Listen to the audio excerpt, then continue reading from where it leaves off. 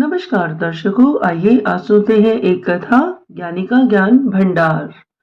एक बहुत ज्ञानी व्यक्ति था। वो अपनी पीठ पर ज्ञान का भंडार लादकर चला करता था। सारी दुनिया उसकी जयकार करती थी। ज्ञानी अपने ज्ञान पर दंभ करता इतराता फिरता था।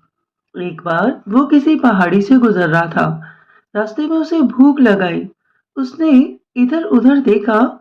कुछ दूरी पर एक बुढ़िया पत्थरों के पीछे अपने लिए रोटी पका रही थी। ज्ञानी व्यक्ति उस बुढ़िया के पास पहुंचा और उसने उस बुढ़िया से अनुरोध किया कि क्या वो उसे भी एक रोटी खिला सकती है। बुढ़िया ने कहा, अरे हाँ हाँ, क्यों नहीं।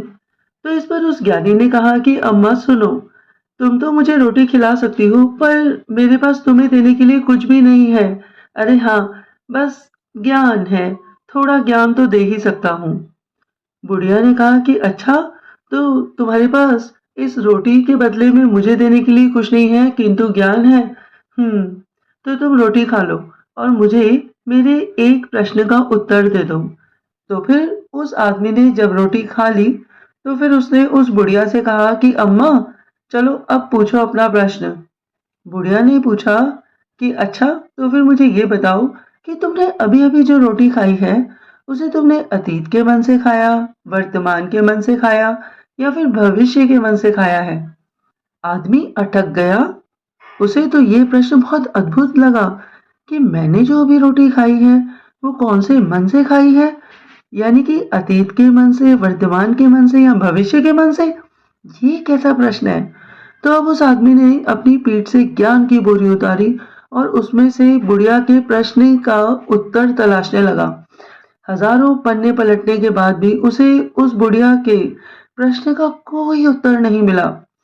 बहुत देर हो चुकी थी। अरे बुढ़िया को तो घर भी लौटना था।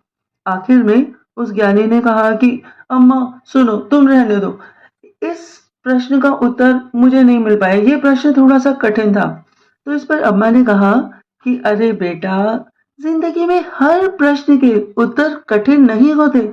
अरे इसका तो बहुत सीधा साधा जवाब था कि आदमी रोटी मुंह से खाता है, ना कि अतीत, वर्तमान या भविष्य के मन से।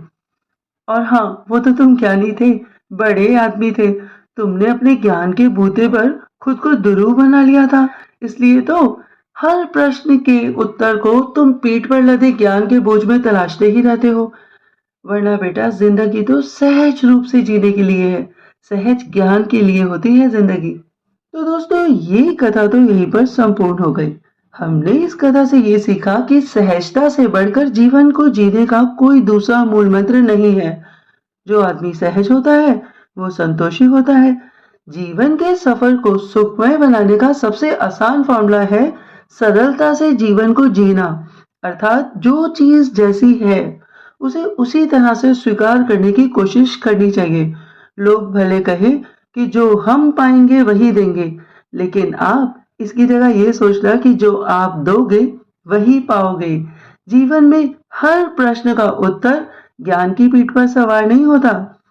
जीवन बहुत सरल और अच्छे से भी जिया जा सकता है। हमें कभी भी ये नहीं सोचना चाहिए कि कोई हमारे बारे में क्या सोच रहा है। हमें हमेशा ये सोचना चाहिए कि सब हमारे बारे में अच्छा ही सोच रहे हैं। तो आप सब लोगों ने मुझे बहुत ही प्रेम पूर्वक सुना। आपके अंदर बैठी आत्मा, आपकी ऊर्जा शक्ति को मेरा बारंबार प्रणाम है। बहुत बहुत धन्यवाद, बहुत बहुत धन्यवाद।